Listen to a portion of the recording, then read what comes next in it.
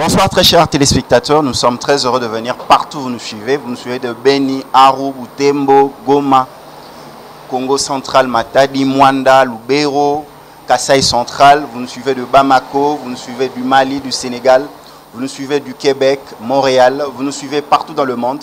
Soyez le bienvenu dans votre nouveau numéro du magazine Deadline. Ce soir, je reçois pour vous une grande dame. Elle travaille dans l'humanitaire. Elle est consultante et cette fois-ci, elle vient avec une nouvelle casquette, celle d'actrice politique pour le bien-être de sa communauté. Ainsi, je veux vous la présenter. Bonsoir Patricia Anden. Bonsoir Monsieur Symphorien. Comment vous allez? Très bien, merci. Patricia Anden, si nous devons découvrir Patricia Anden, les téléspectateurs qui nous suivent, qui est Patricia Anden? Patricia Anden est une femme de la communauté. Patricia Anden est un agent du développement qui œuvre beaucoup plus dans le cadre de l'humanitaire pour le bien-être social de la femme et de la jeune fille. Ajoutez aussi, quand je dis jeune, je vois aussi les jeunes garçons qui sont l'avenir de demain. Patricia Anden travaille beaucoup plus avec tout ce monde-là qui veulent le progrès de la femme, qui veulent l'égalité de la femme, l'égalité d'échange pour un monde meilleur en faveur de femmes et de la communauté démunie. Patricia Anden est aussi une activiste de droits de l'homme qui milite pour le droit et la promotion de protection des droits des enfants et de femmes. Patricia, vous êtes déjà bien dans le domaine humanitaire, vous travaillez plus avec vos mamans de Kisenso. Mais pourquoi entreprendre la politique? Pourquoi entreprendre la politique? C'est une très bonne question que je me suis posée moi-même. Pourquoi? Je me suis dit que si je ne m'occupe pas vraiment de la politique continuera à s'occuper de ces femmes qui travaillent avec moi. Je me suis occupée de la politique, pourquoi? Parce que je n'étais pas vraiment aux affaires au niveau de la politique. Mais nous avons eu à prendre les choses en main avec les femmes au niveau de la communauté de Kisenso. Nous avons aidé les femmes à participer dans la gouvernance participative au niveau local, au niveau provincial et au niveau national. Les femmes ont compris, elles ont acquis certaines compétences pour pouvoir changer les choses. Nous nous sommes y allés à travers des dépôts de mémorandums que les femmes avaient y à rédiger. Et en même temps, on a fait des plaidoyers au niveau national et provincial. On avait eu de réponses. Mais je me suis dit que non. Il serait mieux que j'aille au niveau des organes législatifs pour pouvoir légiférer les lois et contrôler tout ce qui est institution publique qui travaille pour le bien-être de la communauté.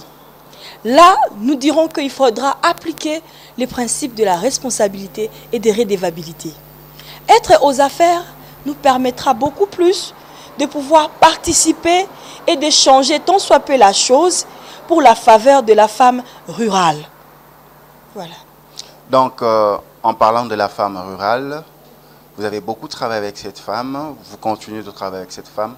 Je me rappelle encore de la Journée internationale de la femme africaine. Réalisé, c'était encore en 2017. En 2017, voilà. Le 30 juillet. Voilà. Patricia, l'action politique a une portée sociale. Tout à fait. Donc vous êtes un pont entre la communauté et les décideurs. Oui. Pensez-vous avoir cette attitude plus large en étant porte-voix de cette femme pour laquelle vous avez travaillé pendant des années, pour cette jeune fille pour laquelle vous avez donné votre temps, pour cette jeunesse dont vous avez voulu sortir des antivaleurs en leur faisant embrasser les valeurs positives d'une société sûre, parce que vous avez travaillé au sein de ce qu'on appelle ville sûre. Pensez-vous que vous aurez suffisamment ce temps-là de pouvoir et voir la communauté et arriver vers les décideurs? Merci beaucoup, Monsieur Symphorien. Vous savez, travailler dans la communauté est la plus merveilleuse des choses. Travailler dans la communauté, c'est-à-dire être près de la base, à l'écoute de la communauté. Nous avons été près de la base, on a écouté le besoin de femmes, les soucis de jeunes. Nous nous sommes dit, nous avons écouté. L'heure n'est plus à la parole, l'heure est à la pratique, l'heure est au changement. Ces changements-là, nous ne pouvons que l'apporter au niveau de décision, au niveau de loi. Il y a aujourd'hui certaines mesures qui sont en souffrance en faveur de femmes. Des mesures ayant trait au nouveau code de la famille révisé, des mesures ayant trait aux jeunes. Je mettrai beaucoup plus un accent sur le soin obstétrique de femmes qui sont en souffrance. Les femmes en ont besoin. Les femmes en ont besoin et il y a aussi un besoin très criant en eau potable. Alors, moi là, je ne pourrais pas le faire quand je reste ici au niveau de la base. Et toute la base ne peut pas aller au niveau du Parlement parler. Il faille trouver une personne qui devra parler pour toute une communauté. C'est ainsi que je me suis dit, je dois y aller, rentrer dans le loi, cadrer les lois avec le besoin de femmes. Qu'est-ce qui est en souffrance pour le besoin de femmes? Pourquoi pas faire appel aux responsables des institutions publiques? Qu'est-ce qui se passe en rapport avec la communauté de Kisanso? Qu'est-ce qui se passe? Le besoin de la communauté de Kisanso, qu'en est-il? Pourquoi qu'il n'y a pas de réponse jusqu'à ces jours? Pourquoi que les femmes souffrent jusqu'à ces jours? Pourquoi que les femmes continuent d'aller puiser de l'eau nuitamment? Parce qu'ils sont en manque d'eau potable. Les enfants sont exposés aux maladies hydriques suite au manque d'eau potable.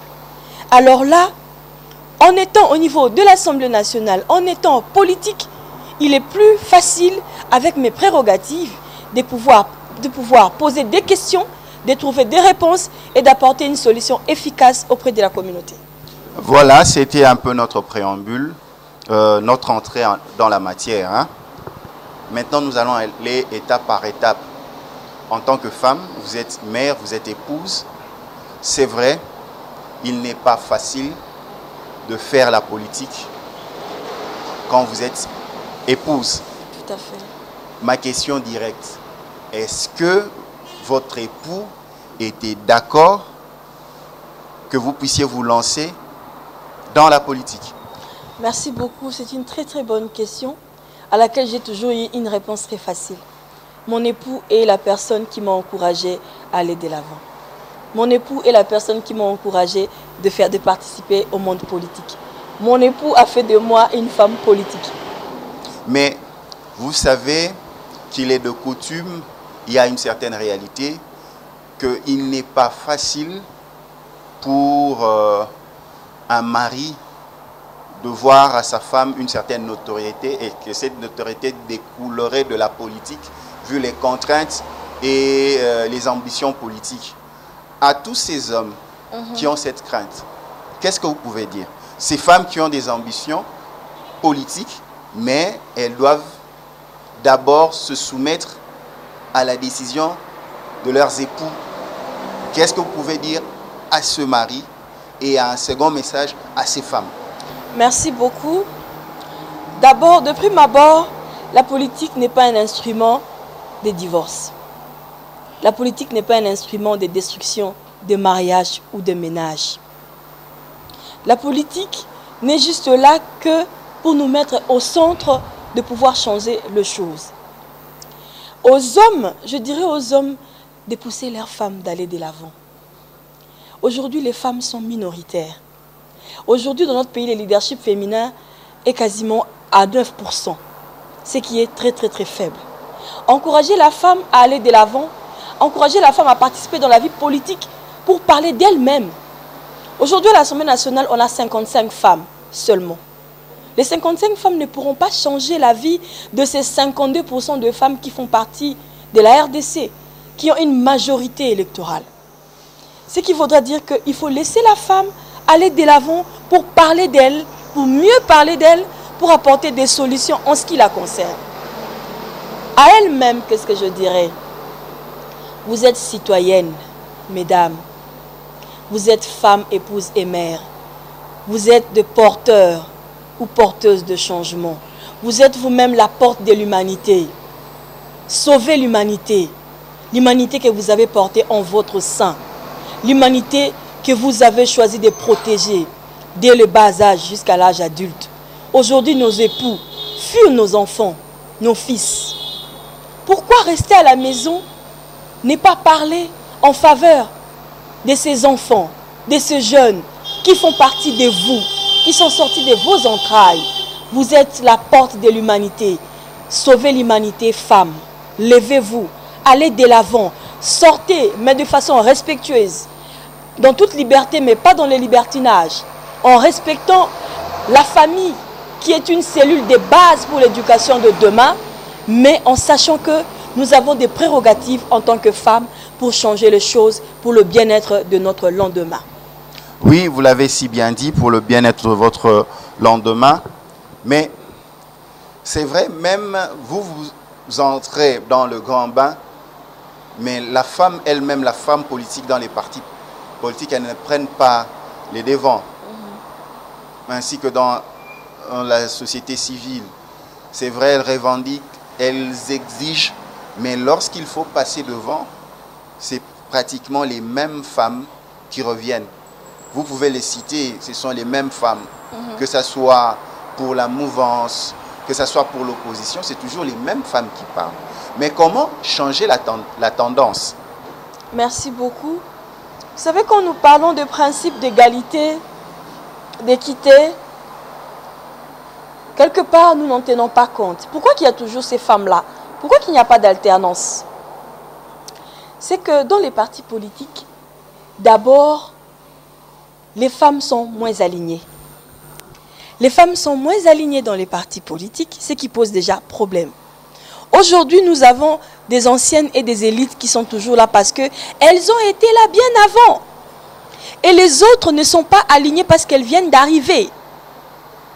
Celles qui viennent d'arriver n'ont pas beaucoup de chance. Pourquoi? Parce que celles qui étaient là avant, celles qui ont été choisies, ont pu se côtoyer, ont pu quand même avoir des opportunités de se côtoyer avec les hommes auprès de qui ils reçoivent tant soit peu les moyens pour participer dans la vie politique. Mais celles-là qui viennent d'arriver n'ont quasiment pas de chance pour aller de l'avant. Celles-là sont rétrogradées. Aujourd'hui, nous avons une catégorie de femmes dans des partis politiques ou bien dans des entreprises. Les femmes sont réduites à un niveau de mobilisatrices. Les femmes sont des mobilisatrices de masse, des sensibilisatrices. En fait, les femmes sont de marche-pied. Je mobilise tout en espérant que demain, ça pourra changer. Mais non, ça ne change pas parce que les élites qui ont été là, elles restent là parce que c'est elles qui sont choisies à la première ligne. Et elles, non. Parce que, un cas d'espèce, on a des postes à pourvoir au sein de l'entreprise. On a les chargés de projet, on a le chargé de communication, on a le chargé des genres, des ONG. On donnera à la femme le chargé du social et du genre. On ne donnera pas à la femme le poste de responsable de programme. On ne donnera pas à la femme le responsable de relations publiques et internationales. La première Présidente des choses, du parti. Présidente du parti. La première des choses qu'on donnera à une femme, c'est responsable de la mobilisation et sensibilisation. Responsable du genre et ONG. Et les développements, on les laisse à qui? Ce qui maintenant nous pousse à dire que les seules femmes qui ont été bien avant, ce sont celles-là qui ont pu côtoyer les hommes, qui maintenant sont en train de se battre avec cette masculinité-là. Et celles qui sont en train de venir sont laissées pour compte dans le poste de responsable de genre et chargée de mobilisation. Elles font le marchepied de ces autres femmes-là et qui arrivent à un certain niveau, qui ne militent pas aussi sur l'égalité. À un certain moment, il faudra que les femmes acceptent aussi à avoir des armes égales. Allons dans une bataille à armes égales. Quand on arrive au niveau des hommes, nous disons que notre place nous suffit, les autres non. Quand que toutes les femmes auront des armes égales, la femme gagnera. Si dans un parti politique, on aligne 10 hommes et 10 femmes, et qu'on leur donne des moyens nécessaires, les femmes gagneront. Les femmes représentent 50% de la communauté de la RDC. Mais aujourd'hui, elles sont minoritaires, très minoritaires. Cas d'espèce. Au prochain scrutin, Nous n'avons que 13% des femmes sur toute l'étendue de la République. Pourquoi c'est à la faute à elle-même, la femme? Non, j'en arrive. Pourquoi que c'est ça? C'est que les partis politiques, comme je l'ai dit tout à l'heure, n'alignent pas vraiment les femmes. Vous avez les candidats, parmi les candidats alignés, s'il faudra en aligner 10, ils n'alignent que 2 femmes. Comment expliquer cela? Faute de compétences, comme vous le dites, la femme est limitée ou cantonnée au niveau de mobilisatrice. L'homme se dit, ou bien les responsables du parti, bon, avec un tel niveau, on ne sait pas l'aligner, comment on va gagner les élections? Non, monsieur Symphorien, je m'inscris en faux dans ce que vous dites. C'est que les femmes sont très compétentes. Elles l'ont prouvé. Les femmes ont prouvé qu'elles ont été très compétentes. Au niveau international, quand je vois les 12 domaines de Beijing, il faut voir comment est-ce que les femmes ont pu répartir l'égalité des chances par rapport à ces 12 domaines. Ici, les femmes sont compétentes, seulement qu'elles ne sont pas alignées. Celles qui sont alignées, ce sont celles-là qui ont été là bien avant. Celles qui ont été là bien avant, elles ont toujours été minoritaires. Elles ont été minoritaires. Et aujourd'hui, les politiques se plaisent de continuer dans cette minorité-là. Les femmes sont compétentes, mais elles arrivent. Le premier poste qu'on lui donne, c'est chargé du genre et ONG. C'est chargé de mobilisation. Elle en est là. Et puis les autres postes sont déjà comblés. Quand une autre personne arrive, par exemple, de l'extérieur, qui a des compétences ou qui connaît le président du parti, c'est cette personne-là qui assumera ces tâches-là ou ces fonctions-là. La femme restera là. Elle va commencer à quémander. Elle aura des compétences parce que, vous savez quoi, elle mobilise à la base. C'est cette femme-là qui a l'obédience de la base. Elle écoute la base l'écoute. Mais quand elle arrive au niveau du parti, on organise une activité, c'est les présidents du parti et les autres qui sont au niveau du premier plan. Elle est réduite à l'arrière-plan. Elle a fait la mobilisation, elle a tout apprêté et maintenant elle laisse la chance. D'ailleurs, c'est cette femme-là qui dit, écoutez-le, suivez-le. Elle ouvre une porte à ces hommes-là. Et à la fin de compte, elle n'a rien. Moi, je crois que les femmes devraient être reconnues à leurs justes compétences et qualités. Nous ne demandons pas de la pitié. Non, non, les femmes n'ont pas besoin de la pitié aujourd'hui. Elles ont besoin à ce que leurs compétences soient reconnues. Elles ont besoin à ce qu'elles puissent aussi briguer des mêmes mandats, les mêmes fonctions que les hommes avec qui ils ont été à l'école, avec qui ils ont été à l'université. Ils ont besoin de cela. Que les hommes qui sont au devant laissent la place aux femmes aussi. Donnent aux femmes leur chance d'aller de l'avant. Certaines femmes qui sont aujourd'hui des décideurs, qui sont des dirigeantes, en tout cas, elles n'ont pas failli. Hein. À ma connaissance, elles n'ont pas failli. J'ai été leur nom, mais les femmes qui sont aujourd'hui dirigeantes n'ont pas failli. Il y a certaines femmes qui font exception, qui sont responsables d'ONG, d'organismes, aujourd'hui qui arrivent à parler au-delà même, au-delà des ondes nationales. Elles sont écoutées, elles apportent des partenaires via d'autres mondes. Ce qui voudra dire que ces femmes-là, elles sont compétentes et elles sont capables. Il suffit juste que les hommes qui sont des dirigeants, qui sont des présidents, puissent laisser la chance aux femmes de pouvoir s'exprimer et de pouvoir mettre en preuve et en valeur ce qu'elles ont en elles. Patricia, tu l'as si bien dit. Maintenant, revenons à la base dont tu parles. De quelle base s'agit-il? Es-tu candidat député pour les élections de 2018, du 23 décembre 2018, ou bien c'est pour les prochaines législatives? De quelle base? Tu es dans quelle circonscription électorale? Comment évalues-tu les besoins de ta base? Merci beaucoup, monsieur Symphorien.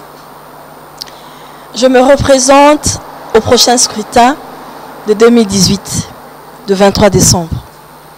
J'ai quelle base?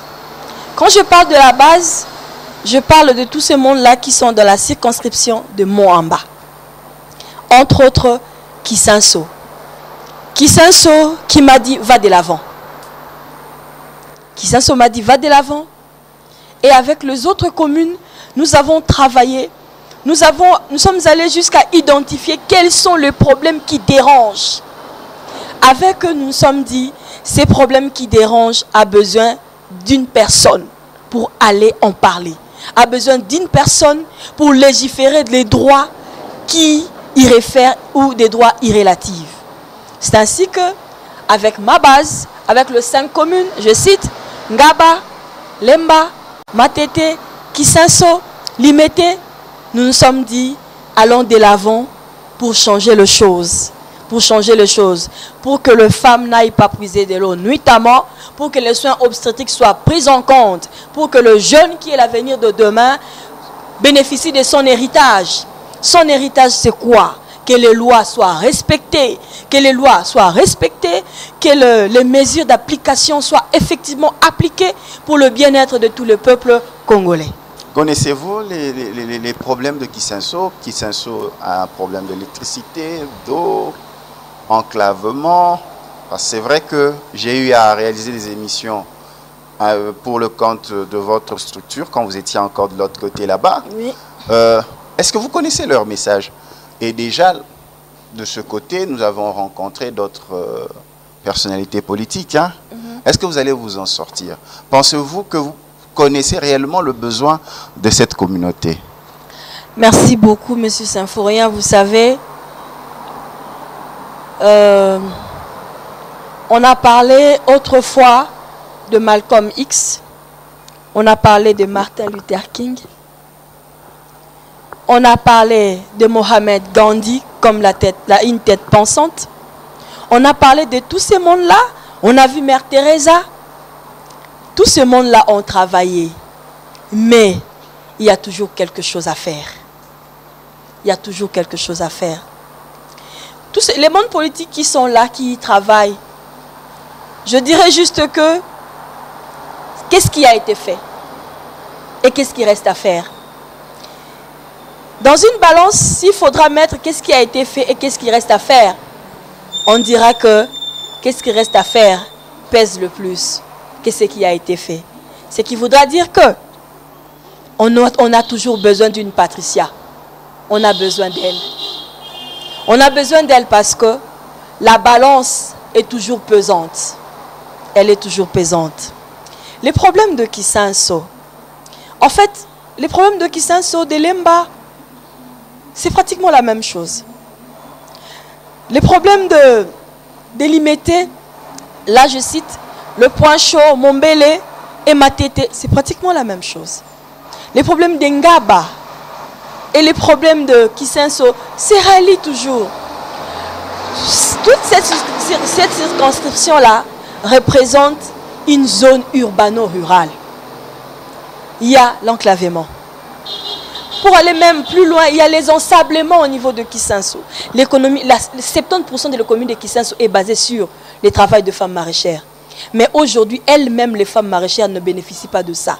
Elles ont 1000 bras, mais n'en bénéficient pas. Le travail de femmes maraîchères n'est pas vraiment valorisé, n'est pas vraiment pris en compte. Le gouvernement provincial aussi, au niveau des services locaux, devra encore travailler davantage pour changer ces choses.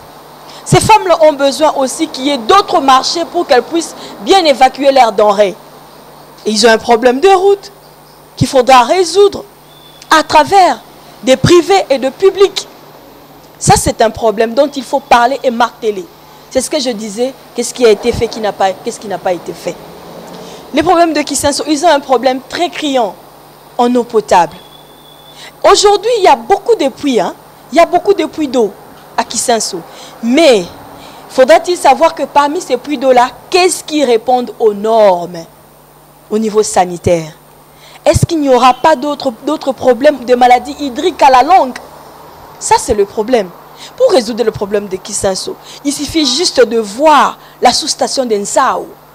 Cette sous-station-là qui est restée en souffrance, qui a besoin juste d'être réhabilitée. C'est juste ça pour résoudre tout. Lemba aujourd'hui souffre d'un problème de manque d'eau. C'est quoi le problème de Lemba? Il y a une entreprise publique pour ça. C'est quoi le problème de Lemba? Est-ce que la RDC est limitée à travers cette entreprise pour trouver une solution? C'est quoi le problème? À Matete, les jeunes ont un besoin criant de prise en charge en termes d'emploi et de formation professionnelle. Qu'est-ce qui nous manque au niveau provincial et au niveau local, pour ne pas parler du national déjà? Qu'est-ce qui nous manque? Ces problèmes-là ressortent toujours. Je vous parle d'un cas du Point Chaud. Il faut y aller. Il y a un cas de manque d'abri incroyable. Nous avons un ministère foncier, ministère des Affaires foncières, qui est là. Est-ce qu'il y a déjà eu des soucis par rapport à tous ces mondes-là, aux sans-abri du Point Chaud? Alors à Mombélé, les inondations, incroyablement, c'est difficile à comprendre ça. Est-ce qu'il manque une politique d'aménagement du territoire uniquement pour Mombélé? Pour qu'il y ait arrêt, pour arrêter les goulots d'étranglement qui occasionnent, qui créent les inondations. Je ne pense pas que nous pouvons nous limiter là. Il y a des solutions. Et sur ces solutions-là, on a toujours besoin de nouvelles personnes, des têtes pensantes, pour changer, pour aller de l'avant. Parce que la balance, elle est vraiment pesante. Patricia, à chaque politique, il faut des moyens. Tout à fait. Quels sont les moyens de votre politique? Sur quoi vous basez-vous? Merci beaucoup. D'abord, les moyens les plus efficaces, c'est l'homme. Quand je parle de la base, je vois l'homme. Un capital humain incroyable. Un capital humain qui ouvre des portes vers le changement. La base, les femmes, le jeune et les hommes qui accompagnent les femmes et les hommes qui veulent bien changer. Ce sont là le premier moyen. C'est le moyen incroyable, c'est un atout inconsidérable. Et c'est ce qui fait que ces moyens-là permettra d'aller de l'avant pour ouvrir certaines portes pour d'autres moyens qui sont les moyens financiers, les moyens matériels. Mais le plus important, c'est le capital humain. Nous avons, surtout quand vous parlez de Kisenso, nous avons connu le phénomène Oudjana, qui est tenté d'être jugulé par le pouvoir provincial de la ville de Kinshasa. Oui. Il y a question de Kuluna, il y a la promiscuité. Sur le plan mental, par exemple, je prends le cas de faire connaître les droits des femmes. Quels sont les droits de la femme par rapport à la communauté? Quand nous prenons l'accompagnement de jeunes, sur le plan mental, quel sera votre accompagnement auprès de cette communauté? Parce que je le sais, vous avez un bilan assez considérable sur l'approche de la formation de votre communauté. Par exemple, je prends Kisenso avec votre projet Ville Sûre à l'époque. Le mental, la contribution mentale, c'est que pour qu'il y ait un changement, je reprends encore, notre contribution mentale s'est beaucoup plus focalisée dans la mise en place de cercles de réflexion, action, de mouvements des femmes, des mouvements de jeunes, avec qui on a échangé, on a écouté. L'écoute déjà apporte quelque chose dans le mental d'une personne en souffrance. En les écoutant, on a échangé, on a partagé, on a discuté sur les pistes de solutions qui est venu d'eux-mêmes. Ils ont fait des propositions, ils ont parlé, ils ont identifié les vrais problèmes.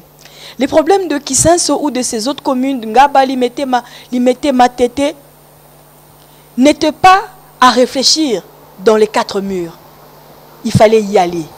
Alors, dans les cas de réflexion-action, on a apporté une ouverture mentale. Les femmes commençaient à réfléchir. C'est ainsi que, dans des réflexions, elles ont compris aujourd'hui, les femmes participent dans tout ce qui est, excusez-moi de me répéter, dans le budget participatif au niveau de la commune.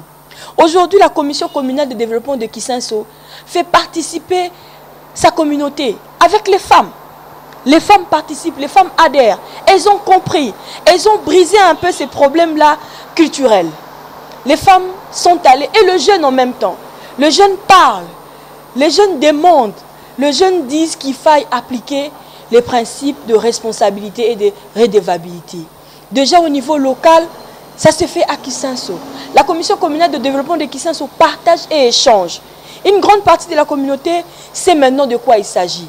À travers les plans de développement communal qui a été actualisé et finalisé, aujourd'hui, les femmes ont pu ressortir le besoin et le souci de Kisenso. Maintenant, cette communauté a un outil de plaidoyer. Et cet outil-là, maintenant, le permet d'aller échanger. Aujourd'hui, le mental de cette communauté a changé. Aujourd'hui, ils ont un mental solide parce qu'ils parlent de leurs problèmes et du coup, ils arrivent à trouver des solutions. Ils n'ont pas besoin que les gens viennent pour parler. Identifiant, non. Kisenso a dit, j'ai identifié. Je veux maintenant changer. La pratique, c'est quoi? C'est juste ça. C'est ce que je dis maintenant, que nous avons apporté beaucoup dans leur mental par des cercles de réflexion-action. Ils ont réfléchi, ils ont eu un mental solide, ils ont changé la façon de voir les choses. Ils ont dit non, non, nous allons dans la gouvernance participative. Nous allons demander à l'autorité, on en est où? Et c'est ce qui se passe. Je me dis que le mental de cette communauté a changé largement. Donc, nous voyons par rapport à votre approche, c'est impliquer la communauté dans son développement, dans son avenir. Tout à fait. Donc, une gestion participative autour de plans de développement communal qui peut être un plus à amener et à faire bénéficier lors de votre mandat. Tout à fait. Comme vous êtes actrice du développement, vous êtes actrice genre, nous allons un peu parler des objectifs de développement durable. Est-ce que la femme congolaise, chinoise et celle de ta base surtout peuvent être impliquées dans l'atteinte des objectifs du développement durable? Merci beaucoup, M. Symphorien. Vous l'avez si bien dit, objectif du développement durable. Parmi ces objectifs, nous voyons la place qu'on a donnée à la femme rurale. Savez-vous que la femme rurale est celle qui contribue au développement d'une communauté? Aujourd'hui, les femmes qui sont là travaillent le sol, apportent et contribuent dans la communauté. Mais il se trouve que ces femmes-là sont dépossédées de leur lopin de terre. Elles en sont dépossédées. Ce qui voudra dire qu'elles sont dépossédées de leurs moyens de survie. En travaillant le sol, qui est une richesse inconsidérable, les femmes participent à l'économie. Les femmes participent au changement. Plus encore, elles contribuent à l'éducation parce que ces femmes-là envoient les enfants à l'école. Quand nous parlons de développement durable, nous parlons d'un développement qui va au-delà des limites, qui va au-delà du changement, afin que le processus soit effectif. Je dis que les femmes de la base, les femmes de Kisenso, de Lemba, de Matete, de Ngaba, de Limete, contribuent amplement au développement durable en ce qu'elles sont en train de faire. Aujourd'hui, les femmes sont chefs de ménage. Les femmes chefs de ménage participent à l'éducation, cellule de base au niveau de la famille. Elles participent au niveau de la communauté, au niveau de l'économie, elles participent. En plus, maintenant, elles apportent leurs desiderata au niveau du gouvernement provincial et local. Et du coup, elles contribuent amplement, elles donnent des idées pour que les gens qui sont dans les quatre murs aient du travail. Ces femmes-là participent amplement. Et quand que nous avons des objectifs bien établis, bien élaborés, d'où crois-tu que nous tirons ces objectifs? Nous tirons ces objectifs de la base. Ces femmes-là sont des actrices du plan de développement durable. Patricia, de ton avis, entre un natif d'une circonscription et une personne qui travaille dans une circonscription, il travaille, il développe, et un natif, y a-t-il une différence dans les enjeux électoraux? Ça pèse aussi? Merci beaucoup. je dirais ceci. Un natif est un acteur de développement qui vient uniquement pour changer. Je dirais ceci. D'abord, de prime abord, nous sommes Congolais.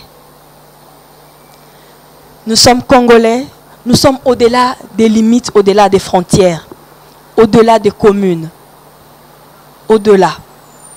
Changer la RDC ne suffit pas de dire que je suis natif de telle ou telle province. C'est la volonté de changer qui importe. La volonté de changer du candidat, les plans du candidat, sa perception de voir les choses, sa façon d'écouter sa communauté, c'est ce qui importe.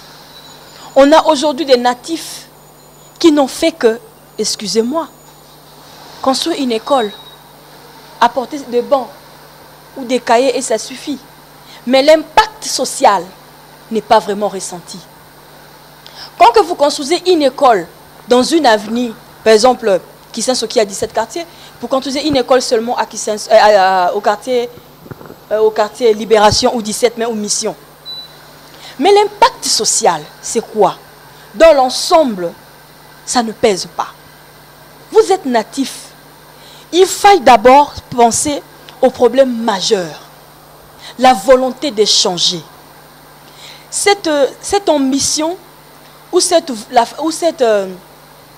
enthousiasme-là de porter la chose à cœur. Parce que changer une circonscription importe de changer la RDC. Quand il faut aller au niveau national, à l'Assemblée nationale, nous n'allons pas nous limiter que de parler de cette circonscription. Les lois qu'il faudra légiférer tiennent compte de la République démocratique du Congo, tiennent compte de toutes les femmes de la République, de ces 52%. On en tiendra compte. Et de ces 48% d'hommes qui sont restés. Ce qui voudra dire que natifs, acteurs de changement, soyons tous acteurs de changement au cœur du problème de la communauté et apportons des solutions pour un lendemain meilleur, pour un avenir meilleur, pour le changement et le bien-être de nos enfants. Est-ce que vous sentez-vous appartenir à cette communauté?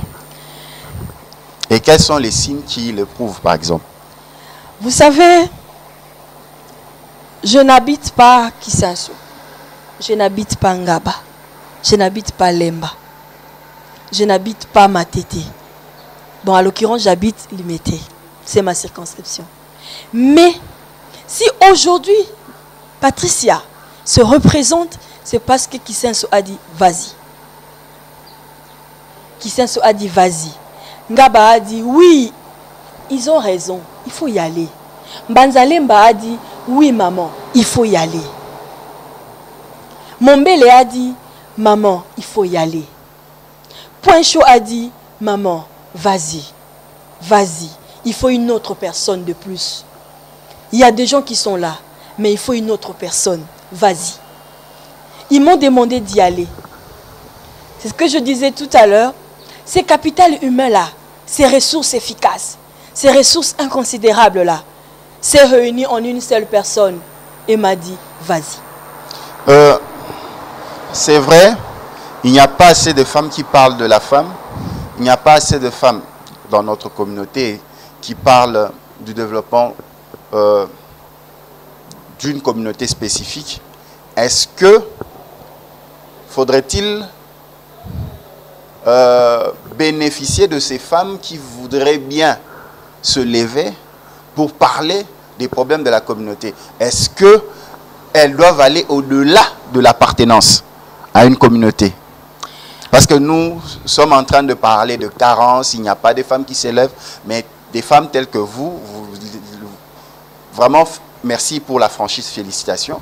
Vous dites si bien que vous ne restez pas à Lemba, ainsi de suite, mais vous appartenez à cette communauté. Mais d'autres femmes qui ont des ambitions, qui se disent non, je n'appartiens pas à tel coin, je ne pourrais pas me présenter, mais elle a cette envie-là. Qu'est-ce que vous leur dites? Elles peuvent se lever? Déjà, la volonté d'agir, c'est la base du changement. Quand une femme se dit qu'elle a des compétences, elle a des qualités pour changer, Moi, je dis à ces femmes-là, levez-vous, rejoignez-nous. Levez-vous, rejoignez-nous. Venons ensemble, bâtissons, changeons, réagissons. Changeons, bâtissons, réagissons. Appartenance, oui, nous appartenons à la République démocratique du Congo. Nous sommes de la République démocratique du Congo. Nous avons un sang congolais qui coule dans nos veines. Nous avons un sang qui a coulé dans nos aïeux. Nous avons un sang qui a crié victoire le 30 juin 1960. Nous avons ces sangs-là que nous avons hérités. Quand nous chantons l'hymne national, nous nous rappelons de ces grands jours. Nous nous rappelons de ce que nous sommes. Nous ne parlerons pas d'appartenance, mais nous nous parlerons du sang congolais qui coule dans nos veines. Ce sang qui fait partie de l'héritage que nous partageons à nos enfants comme porte de l'humanité que nous sommes. Venez les femmes. Levons-nous, travaillons, bâtissons. Agissons pour un monde meilleur. Parce que nous sommes Congolais. Un Congolais peut changer le Congo. Et les autres peuvent venir. Si nous pouvons aller, je voudrais dire que travaillons beaucoup plus dans l'endogénisme. Soyons dans le développement endogène pour aller de l'avant. Restons endogènes et puis ouvrons des portes aux autres. Faisons voir à d'autres personnes comment est-ce que nous sommes capables et que les autres nous rejoignent. Soyons endogènes et puis exogènes pour aller de l'avant. Quelle est la place de la solidarité dans la communauté et surtout de la solidarité entre femmes?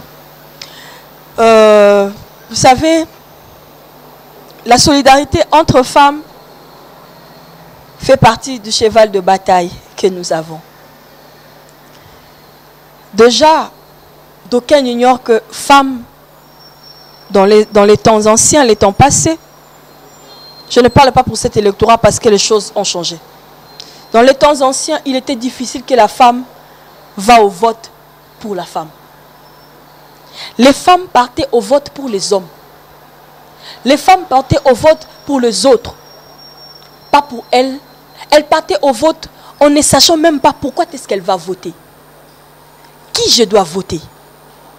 Mais aujourd'hui, il y a une solidarité qui est en train de se créer. Il y a une solidarité qui gagne du terrain. Il y a une solidarité qui est en train de prendre de l'ancrage dans les femmes et dans les jeunes filles pour un monde nouveau.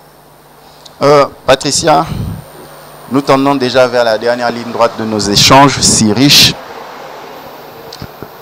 Votre perspective d'avenir, la femme dans les institutions, la femme dans les postes de responsabilité au sein des entreprises publiques ou privées, quel est votre souhait?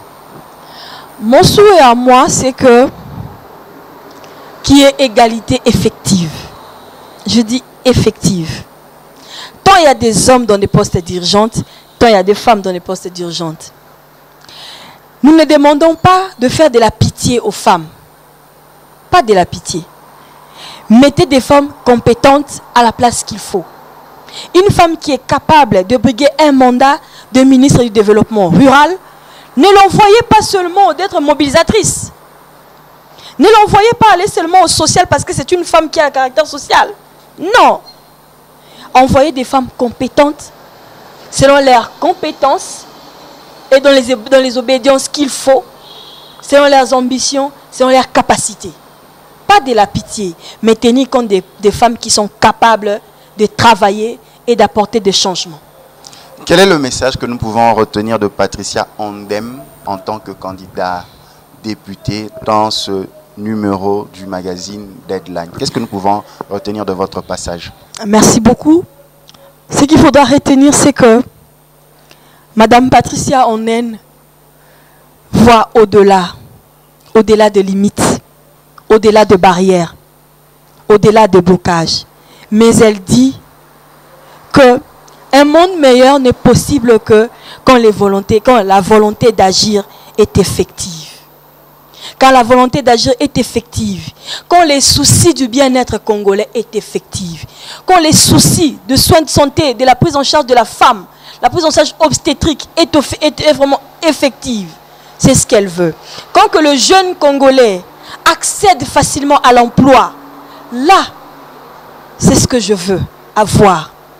Quand la femme rurale n'est pas dépossédée de son lopin de terre, Quand la femme qui participe à l'économie n'est pas délaissée d'elle-même, quand la voix de la femme n'est pas délaissée, là, Madame Patricia dit que oui, nous allons pour un monde nouveau. Que la femme rurale qui est dans un milieu urbano-rural soit écoutée et entendue. Que les désidératas de cette femme-là soient pris en compte. Que les jeunes qui font partie de l'avenir de demain trouvent des solutions en termes d'emploi, trouvent des solutions en termes de formation professionnelle pour un monde meilleur. Il ne suffit pas de dire aux jeunes que vous n'avez pas une expérience de 10 ans pour accéder à un tel poste. Ça, ce sont des limites et des barrières. Vous dites à un jeune qui vient de finir ses études qu'il n'a pas 5 ans d'expérience. Mais comment est-ce qu'il acquérera 5 ans si vous ne lui offrez pas sa chance? Accordez la chance aux jeunes pour aller de l'avant. Aussi, avant de finir, il faudra aussi compter à faire intégrer l'approche technique et professionnelle en tout ce qui est, dans tout ce qui est l'éducation, au niveau de l'éducation, au niveau des universités. Il faudra intégrer l'approche professionnelle, que le jeune qui finit soit capable et compétent de travailler. Mais que la barrière de 10 ans d'expérience tombe. Que la barrière de 5 ans d'expérience soit révolue pour que le jeune aille de l'avant. Que les femmes soient écoutées, que les femmes soient prises en compte selon leurs compétences, que les femmes soient prises en compte non pas parce qu'elles sont femmes, personnes vulnérables, mais parce qu'elles sont femmes intelligentes et femmes actrices du changement. Voilà, vous nous avez suivis partout, Makiso, Beni, Walungu, Goma, Bukavu, vous nous avez suivis au Kasaï central, vous nous avez suivis à Matadi, Mwanda, Bomachela, vous nous avez suivis au Abamako, Mali, Sénégal, Montréal, Québec, vous nous avez suivis à Boston, c'était votre magazine Deadline. Nous avons reçu pour vous Patricia Onden, candidate députée, elle nous a donné sa vision de la femme dans ce processus électoral, la participation de la femme pour le développement de la RDC, et elle nous a inspiré, elle a inspiré d'autres femmes, elle a donné sa vision. Patricia Ondem, merci. Merci beaucoup, M. Saint-Forêt.